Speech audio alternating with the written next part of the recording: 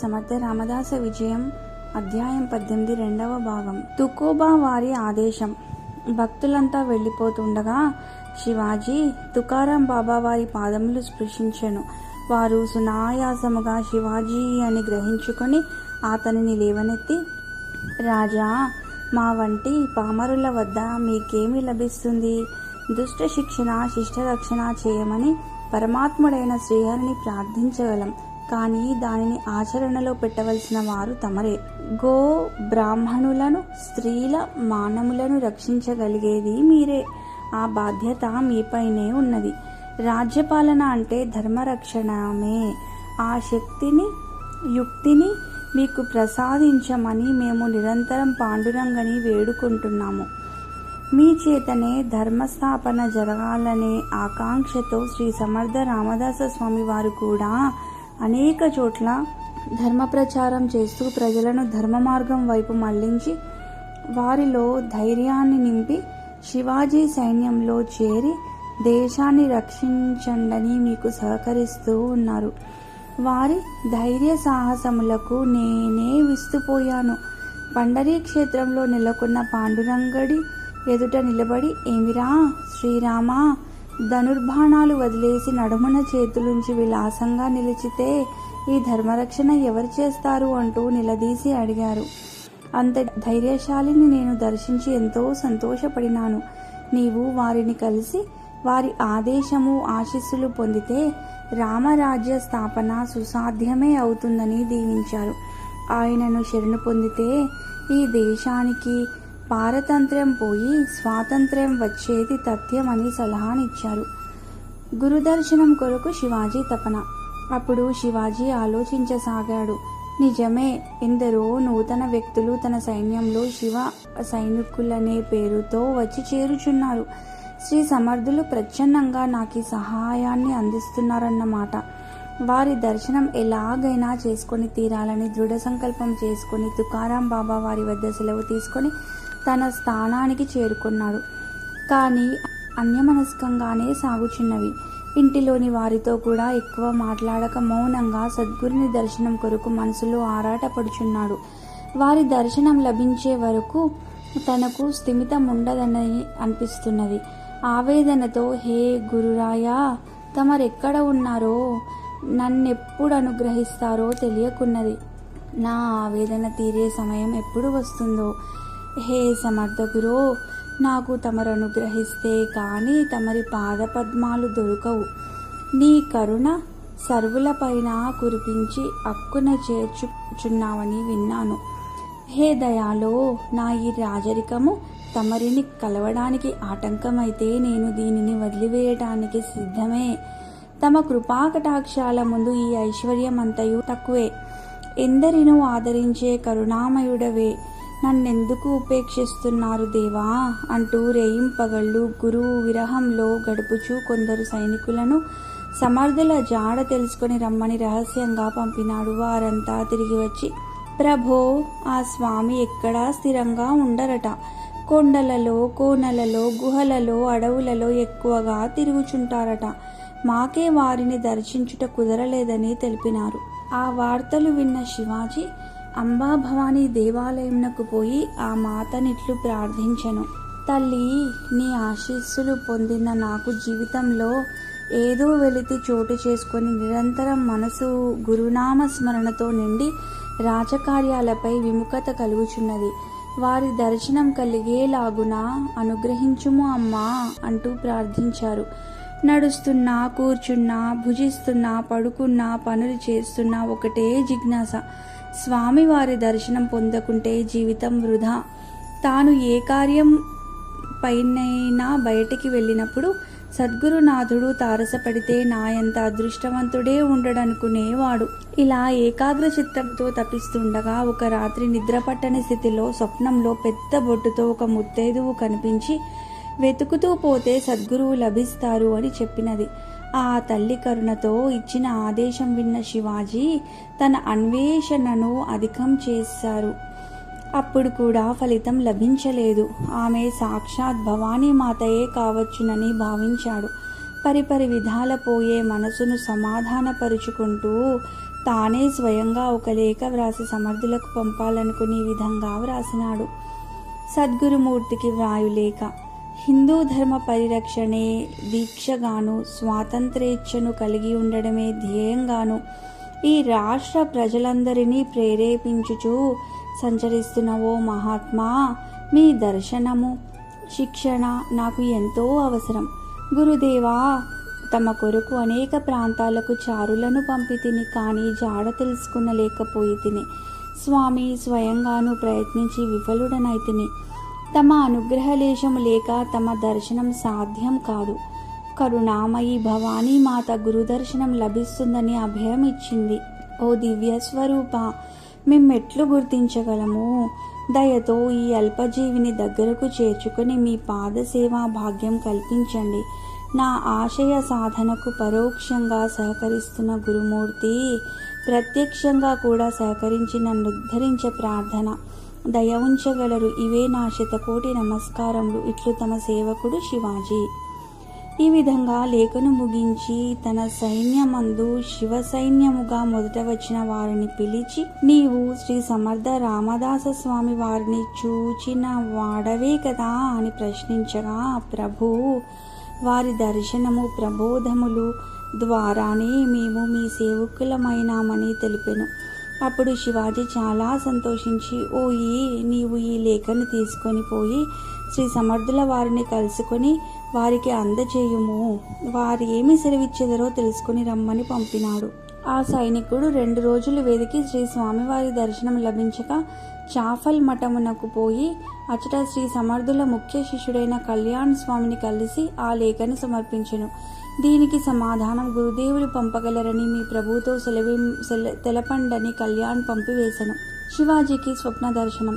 శివాజీ ఆవేదనంతా శ్రీ సమర్థులకు అంతర్గతంగా తెలుస్తూనే ఉన్నది. కానీ సమయశుద్ధి కొరకే వారు వేచి ఉన్నారు. శివాజీ లేఖ వారికి చేరకముందే మనోగతం చేరిపోయింది. శివాజీ తీవ్ర చింతన వారిని ప్రసన్నులను చేసింది. శివాజీ లేఖ పంపి కూడా ఏమీ తోచక చివరకు సాయంకాల వేళ అంబాభవాని ఆలయానికి పోయి ధ్యానం చేస్తూ శ్రీ సమర్థుల దర్శనం అయ్యే వరకు నేను అన్నపానీయాలు ముట్టనని నిర్ణయించుకున్నారు. చాలా ప్రొద్దుపోయింది. అంగరక్షకులు, ప్రభు, భోజనం వేళ మించిపోతున్నదని గుర్తు చేయగా నాకిప్పుడు ఏమీ అవసరం లేదు, గురుదర్శనం అయ్యేంత వరకు ఏమీ తినదలుచుకోలేదని చెప్పి అమ్మ భవానీదేవిని ప్రార్థించుకుని ఆమె వైపు తల ఉంచి అక్కడే నిద్రించాడు. అతని ఆశ ఫలించి స్వప్నంలో శ్రీ సమర్థుల దర్శనం లభించింది. వారి కాళ్లకు పాదుకలు, చేతిలో జపమాల, చంకలో దండం, చేతిలో కమండలం, మెడలో తులసిమాలలు ధరించి ఉన్నారు. ములకు కౌపీనం ధరించి దివ్య తేజోమయమైన ముఖమండలము, దుర్నిరీక్షమైన కాంతులతో నుండు కన్నులు ఆ మూర్తియే సద్గురుదేవులని అనిపించి వెంటనే వారి పాదాలు పట్టుకుని నమస్కరిస్తూనే, దేవా, తమ దయ నాపై ఇప్పటికి కలిగిందా అని ఆనంద బాష్పాలతో పాదాభిషేకం చేశాడు. శ్రీ సమర్థుల తన శిరముపై తమ అమృతహస్తముంచి, వత్స, లెమ్మని అత్యంత మృదుమధురమైన స్వరంతో ప్రసన్నులై పలికారు. చిరంజీవి విజయోస్తు అంటూ ఆశీర్వదించి, ఈ ప్రసాదం తీసుకో అంటూ ఒక కొబ్బరికాయను, జపమాలను శివాజీకిచ్చి అదృశ్యమైనారు. శివాజీకి మెలకువ కలిగి చూడగా సద్గురుదేవులు వచ్చి దర్శనమిచ్చినది స్వప్నమని తెలిసెను. స్వప్నమైనను ఎంతో మధురమైన సంఘటన ఇది, మరిచిపోలేని స్వప్నము, దివ్య స్వప్నము అనుకుంటూ చూడగా ప్రక్కన శ్రీ స్వామివారు ఇచ్చిన ప్రసాదం కనబడెను. ఇది స్వప్నమైన ఈ ప్రసాదం సత్యంగా ఉన్నది కదా. స్వప్న వస్తువులు సత్యములు కావు. కావున శ్రీ స్వామి సమర్థులు సత్యంగానే వచ్చినారా? అంతయు ఇంతగా ఉన్నదే. ఆహా, నా లేఖ వారికింకను చేరి ఉండదు. కానీ నా చింతన, ఆవేదన వారికి విషదమైనది. అవును, వారు ఎంతో గొప్ప తపస్వి అని, నిరంతర శుభచింతకులని, సర్వజ్ఞులని సంతు తుకారాం బాబా వారు చెప్పినారు. అందువలన నా ప్రార్థన వారికి ముట్టినది. నాకు ప్రసాదం ఇచ్చినారు. గురుదేవులు నన్ను అనుగ్రహించారు అని ఆనందపూర్ణ హృదయంతో ఆ ప్రసాదములు చేతిలోకి తీసుకొని వడివడిగా ఇంటికి చేరాడు శివాజీ. ఆ ప్రసాదాలను తల్లికి చూపాడు. మాలను తల్లి సలహాపై మెడలో ధరించాడు. టెంకాయను తల్లి చేతికి ఇచ్చారు. ఇన్ని రోజులుగా పడే ఆవేదన క్షణంలో మాయమైంది. ఏమి సద్గురు దర్శన ప్రభావం! మనసు స్థిరత్వాన్ని పొందింది. ఆయన ఆనందానికి అవధులు లేవు. చాలా రోజులుగా ఆయన హృదయం దైన్యంతో నిండి ఉంది. ఈ వేళ ఆ దైన్యత పోయి చాలా ఉత్సాహంగా ఉన్నారు. స్నానము, ధ్యానము, పూజ ముగించుకుని శ్రీ సమర్థులను ప్రత్యక్షంగా దర్శించుకోవాలని సంకల్పించుకొని తల్లి అనుమతి కొరకు ఆమె సముఖానికి వచ్చాడు. చేతులు జోడించి, అమ్మా, మకరందం సువాసనల ఆకర్షణ మూలంగా భ్రమరం పుష్పం వైపునకు ఆకర్షించబడుతుంది. దప్పికగొన్నవాడు నీటి వైపునకు, ఆకలిగొన్నవాడు అన్నం వైపునకు ఆకర్షించబడతాడు. అదేవిధంగా సద్గురుని యొక్క గుణగణాలను వినుట చేతనే దేవతలు మరియు మహాత్ములను వారిని శరణు పొందమని తెలుపుట చేత నాకు కూడా సద్గురుని పట్ల ఆకర్షణ కలిగినది. తపన ఎక్కువైంది. అమ్మా, చిన్నతనంలో నీవు కూడా చెప్పి ఉన్నావు కదా, ఈ సద్గురు అన్వేషణ, నీవు చెప్పినట్లు తీర్థయాత్రలు, తపస్సు, త్యాగాలు, దానాలు ఎన్ని చేసినా తరుణోపాయం లభించదని, సద్గురుని పాదాల ఆశ్రయించడం ద్వారా మాత్రమే పరమ శాంతి చేకూరుతుందని ఆ వాక్యాలు నా చెవులలో మారుమ్రోగుచున్నాయి. వాటి ప్రభావమే ఈ సద్గురు అన్వేషణ. శివాజీ ఆవేదన. తల్లి, నీ అనుగ్రహం లేనిదే నాకది సాధ్యం కాదు. నన్ను అనుగ్రహించి దీవింపుము తల్లి అంటూ జిజియామాతకి పాదాభివందనం గావించాడు. జిజియాబాయి ఆనందముప్పొంగా చిరునవ్వు నవ్వి, కుమారా, చాలా సంతోషం. నీకు ఆ మహాత్ముని దర్శనం లభించునుగాక అని దీవించినది. శివాజీ తన భార్య సుహియాబాయిని చూచి తలయూపి వెళ్ళి వస్తానని బయలుదేరినాడు. శివాజీ మహారాజ్ వారు తనతో పాటు తానాజీ మొదలైన ముఖ్య స్నేహితులు 10 మంది వెంటరాగా బయలుదేరినారు. వారు మొదటి మజిలీ మహాబలేశ్వర్, 2వ రోజు సాయంకాలానికి మహూలీకి చేరుకున్నారు. ఆ 2వ బసలో శివాజీ వారు పూజ ధ్యానము గావించి దాన ధర్మాలు గావించుకొని విశ్రమించబోచుండగా ఒక ప్రతిహారి వచ్చి, ప్రభు తమ దర్శనము అనుమతి కొరకై ఒక గోసావి వచ్చి ఉన్నారని తెలుపగా తానే స్వయంగా బయటకు వచ్చి ఏమి పని మీద వచ్చి ఉన్నారని ప్రశ్నించను. శ్రీ సమర్థులు మా గురుదేవులు తమకు ఈ లేఖ ఇచ్చి సమాధానం తెమ్మని ఆజ్ఞాపించినారు అంటూ తన జోలి నుండి ఆ లేఖను తీసి శివాజీకి అందించను. ఆ వచ్చిన వ్యక్తిని ఉచితాసనం చూపినా అతడు నిలబడియే ఉండెను. ఆ లేఖను శివాజీ చేతిలోనికి తీసుకొని విప్పి చదువుకుని పోగా అతని మనసు ఆర్ద్రమై శ్రీ సమర్థుల పట్ల తన అనురక్తి కన్నా వారి యొక్క ఔదార్యమే మికుటముగా నున్నదను భావన కలిగెను. తన లేఖ వారికి చేరకముందే స్వప్న దర్శనం ఇచ్చినారు. ఇప్పుడప్పుడే తనెక్కడ ఉన్నాడో తెలుసుకుని లేఖ పంపి ఉన్నారంటే వారి సర్వజ్ఞత్వము ఎంత గొప్పదో అను భావములు ముప్పరిగొని కండ్ల వెంట అశ్రుధారలు వెలువడగా లేఖలోని విషయములు చదవలేక తానాజీ చేతికిచ్చి చదవమని ఆదేశించెను. అతను లేఖలోని విషయాలను ఇట్లు చదివెను. శివాజీకి శ్రీ సమర్థుల లేఖ. శివబా, శ్రీరామ కృపా పూరితమగు ఆశీస్సులు నీకు సర్వకాల సర్వావస్థల యందు కలుగు కాక. భవానీ మాత యొక్క కరుణాపాత్రుడైన నీ కీర్తి దిగంత విశ్రాంతమగుగాక. ఈ సమయమున మాతృదేశము ధర్మరక్షకునికై 1000 కన్నులతో ఎదురుచూచుచున్నది. మహారాష్ట్రమునందు ధర్మము నీ కారణముననే నిలిచియున్నది. నీ ప్రతాపమును విని శత్రువులు, దుష్టులు గజగజ వణుకుచున్నారని తెలుసుకొంటిమి. పెక్కుమంది స్వాతంత్ర్యేచ్ఛ కలిగిన వీరులు నీకు అండగా నుందురు. నీ ధర్మ సంస్థాపన కార్యమును చక్కగా నెరవేర్చుము. నీకు అనేక విధములైన రాజకార్యముల దృష్ట్యా చిత్త స్థైర్యము ఆవశ్యకమై ఉన్నది. రాజు యొక్కయు మంత్రుల యొక్కయు ఆలోచన విధానములు ఏకీకృతమైన గాని ధర్మము నెరవేరదు. రాజ్య రహస్యములు ఎట్టి పరిస్థితులనందును బయట వారికి తెలియకుండా జాగ్రత్త వహింపవలెను. ప్రజలందరినీ సంతుష్టులుగా నుంచవలెను. న్యాయము, నీతి వర్ధిల్లవలెను. గూఢాచారుల ద్వారా రాజ్యమందలి చర్యలను పసిగట్టి తెలుసుకొనగును. ఎల్లవేళలా రాజు సావధానముగా నుండవలెను. నీ పాలన మందు గల సాధు సంతుల గూర్చి కూడా నీవు బహుశ్రద్ధ వహించవలెను. వారలెక్కడ ఏమి బోధలు చేయునది గమనించవలెను. నీ ధర్మరక్షణ పథకం నందు ఇది కూడా ఒక భాగమే. ఆ విషయమందు నీవు సావధానముగా లేనందుకు మాకు కొంత విచారం కలదు. నీ రాజ్యమందలి సాధు సత్పురుషుల కార్యకలాపములు కూడా నీవిగా భావింపవలెను. వారికి ఆవాసములు ఆహారములు అందించుటలో కూడా నీ ఉదారత్వము కలిగి మనవలెనన్నది నా ఆశయము. రాజా, క్రోధమును దరిచేరనీయకుము. నీవు త్రికరణ శుద్ధిగా ఈ రీతిన రాజ్యపాలన మొనరించుము. శ్రీరాముని అనుగ్రహము నీపై ప్రసరించి సకల కార్యసిద్ధి కలుగును. నీ కీర్తి ఆచంద్ర తారార్కమై నిలుచును.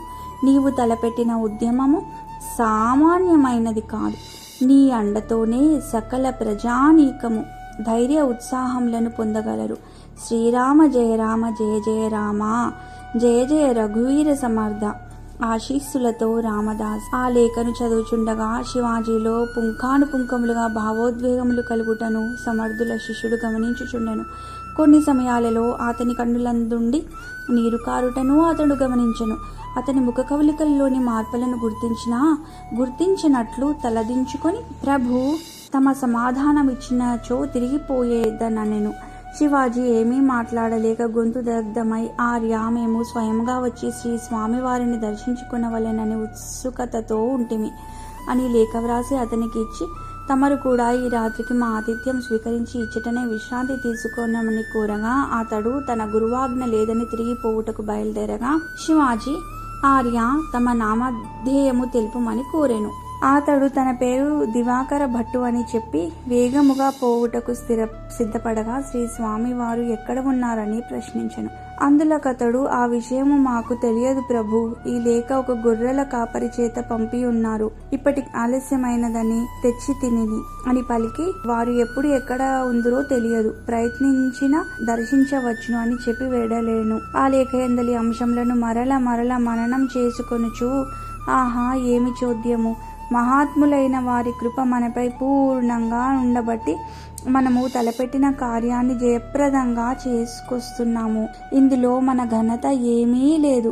వారి సంకల్ప బలమే దీనికంతటికీ కారణం. అట్లుండా అల్పమానవుడైన నన్ను మహాత్ములు ఈ విధంగా ఎక్కువ చేసి ఘనముగా పొగడుట తగదు. ఏది ఏమైనను వారిని దర్శించి వారి పాదాలపై పడి శరణు కోరుకుంటాను. వారి ఆశీస్సులు అనుగ్రహము మాకు దారి చూపుతాయని ఆశతో ఉన్నాము అనగా, తానాజీ, శివబా, తమరి కోరిక రేపు తప్పక నెరవేరును. ఈ రోజుకు విశ్రమించుడని సముదాయించెను. శివాజీ ఆ రాత్రంతయు నిద్రించలేదు. ఎప్పుడు తెల్లవారుతుందా, ఎప్పుడు సద్గురుమూర్తి దర్శనం లభిస్తుందా అని ఆలోచిస్తూ కాలాన్ని బలవంతంగా వెళ్లదీశారు. ఎట్టకేలకు తెల్లవారింది. ఎక్కడలేని ఉత్సాహం వచ్చింది. కాలకృత్యాలు ముగించుకున్నారు. వేకువనే అని తెలిపి శ్రీ నిత్యానందులు, విద్యాసాగరా, సద్గురు సమాగమం కొరకు అటువంటి విరహం సచ్చిష్యునకు మాత్రమే ఉంటుంది. దానినే తపన అని కూడా అంటారు. అదే విరహం భక్తునికి భగవంతుని పట్ల కలగాలి. ఇదే సఖ్య భక్తి. అయితే ప్రియమైన వారి పట్ల కూడా అదే తపన, విరహం అనుభవిస్తారు మానవులు. అది బంధుత్వము నందైతే లౌకికానందమును, భగవంతుని పట్ల విరహం అలౌకికానందమును కలిగిస్తాయి. అంతే భేదం అని చెప్పి శ్రీ నిత్యానందులు జయ జయ రఘువీర సమర్థ, శ్రీరామ జయ రామ జయ జయ రామ అని జయ జయ నాదములు చేసినారు. ఇది విద్యాసాగర శ్రీ నిత్యానంద యోగి సంవాద రూపమున శ్రీ దత్తాత్రేయ సాంప్రదాయ శిష్య పరంపరలోని శ్రీ శ్రీ శ్రీ స్వామి విఠలానంద సరస్వతి మహారాజ్ శ్రీ విఠల్ బాబాజీ విరచిత శ్రీ సమర్థ రామదాస విజయంలోని 18వ అధ్యాయం సంపూర్ణం.